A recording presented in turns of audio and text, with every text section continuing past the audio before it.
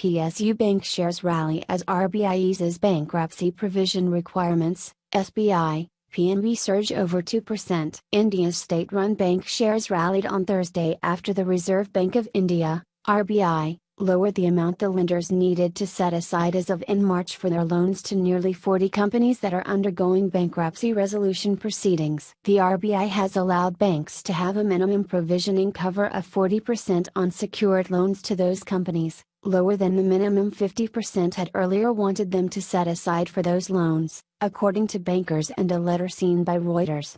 The banks will need to achieve 50% provision cover for those loans by in June, said the bankers in the letter. The RBI move comes at a time when banks already battling near record levels of soured loans are staring at an increase in stressed assets after a rule change announced in February. The financial sector has also been stunned by a massive $2 billion fraud in state-run Punjab National Bank that has implications on several other lenders.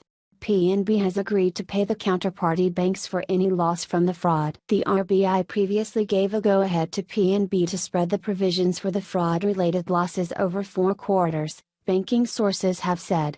The state-run bank index was trading 2.1% higher by 0559 GMT, while the overall bank index rose 1.2%. The main Mumbai market index rose 1.3%. The sentiment was also positive ahead of the RBI's monetary policy announcement due later in the day, with traders expecting the central bank to sound less hawkish, thereby pushing back rate hike fears.